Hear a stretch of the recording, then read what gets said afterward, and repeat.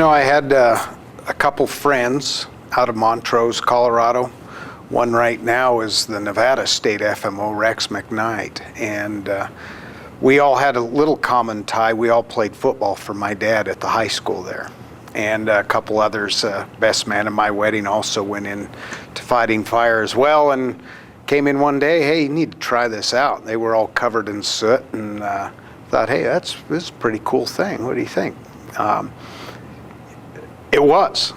And my boss was also a family friend throughout time and ages, and what I found was that there was something that I was used to for my family life, and that was ties into what I did during the day, hard work, enjoyed it, had a lot of fun.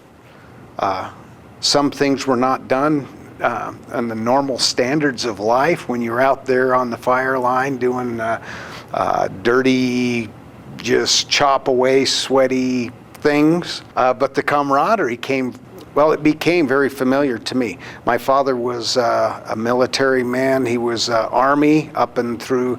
Then his civilian life, he was a football coach by profession. And so I had always been raised in the world of organizational development, if you want to call that, and human beings getting together for a common cause.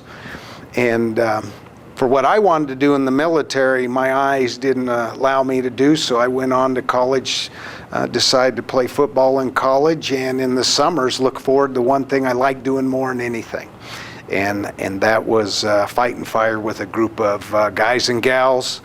Everybody being on a common ground of being dirty and grimy and walking in feeling like you just took the world head on, and at night you were tired but you felt great about it.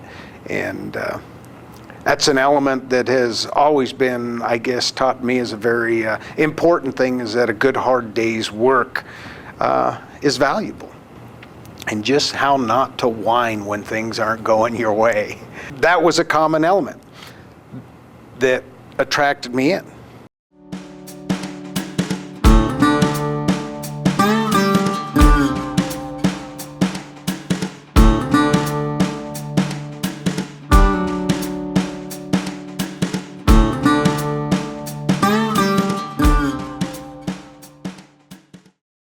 So I had the opportunity in 1993 to do something else, and it wasn't directly into fire at that time, that would lend itself to an opportunity to pursue a fire job. And I left coaching and teaching. I went into some outfitting, building some things.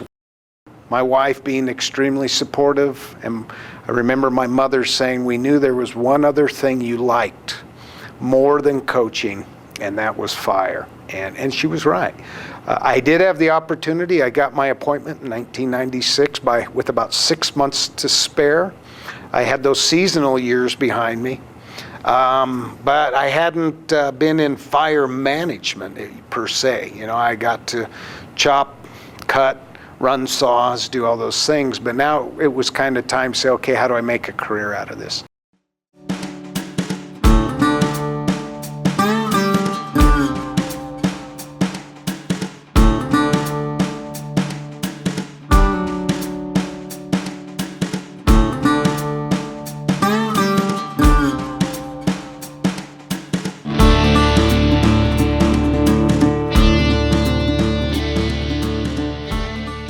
People used to ask me when I left coaching, oh, you miss coaching? Because I have a history through my family with the coaching and stuff. And I said, oh man, I get to do that every day.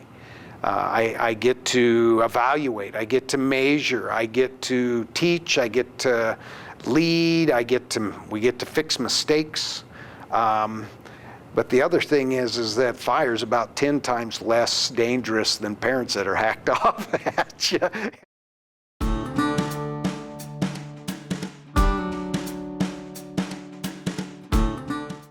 From about 1994 is when I was really full-fledged back working in with friends, and of course that was a watershed moment for our fire community of modern era.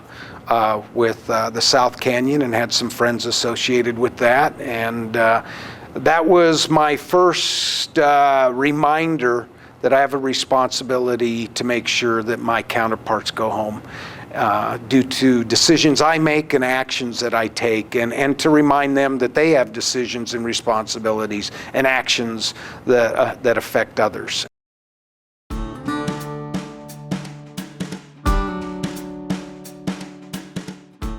The real simple answer to that one is that I have every day to contribute to something. I have every day, as long as I am still here. There's folks on that mountain that aren't able to physically be with us to contribute to helping people make decisions to learn, but they do with their memories.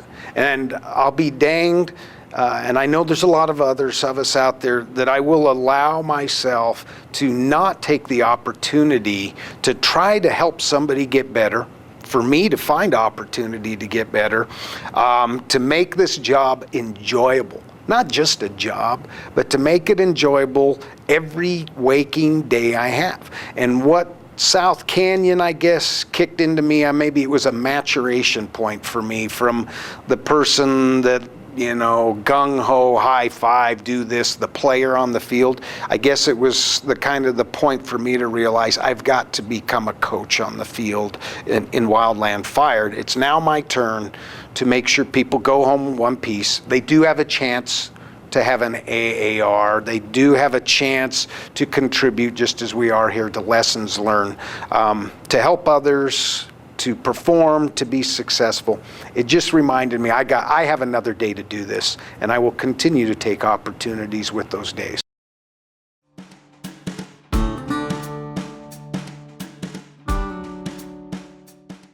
I think of some of my mentors, Andy Parker, taught me I can be candid but professional.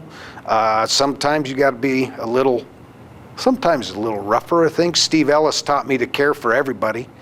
At the twilight of his life, I was very fortunate. I never realized who I met in 1984 in a fire in Salt Lake was Paul Gleason, when the zigzags popped their heads through some pinyon and juniper, and I saw this gruff dude. Later on, as I started teaching classes with Paul and working with him, I realized that you could do just what we talked about. You can take all these great parts of people and you can combine them, and at the same time dispose all of those bad parts you might have of yourself, or at least learn how not to let them come to rise. So some wonderful people that offered pieces to me, and now I get to use them.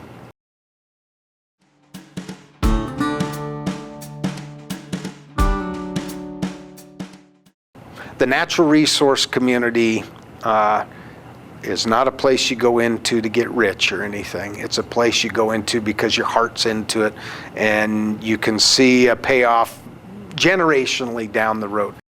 When I first got into, when it was BLM that I worked for, fighting fire, I got into also, I got to go build fences in places I'd never been. I got to go shock fish.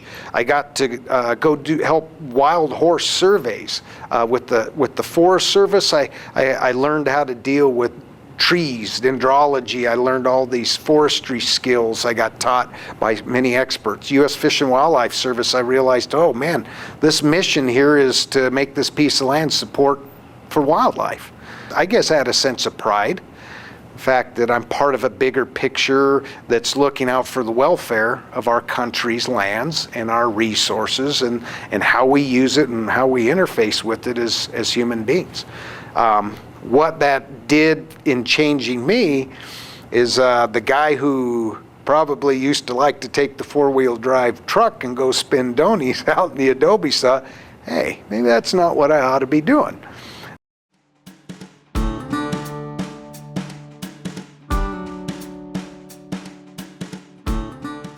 I do. I kind of hacked off some folks back a little while, some younger folks. I said, a wildland firefighter, we are people who interface with vegetation and fuels and even communities in a way.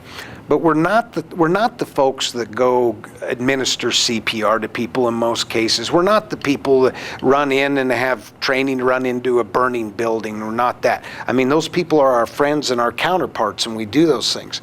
when 2001 came about, we had a big campaign that went out there, and it said, come and do this, Uncle Sam Fire. And what we did is, maybe what we forgot to do with some of our folks is tell them, hey, you also have a responsibility and you have a privilege to interface with Mother Nature. I mean, the greatest force on this planet is that you get to deal with the things and the stuff and the places that this natural thing called wildland fire does.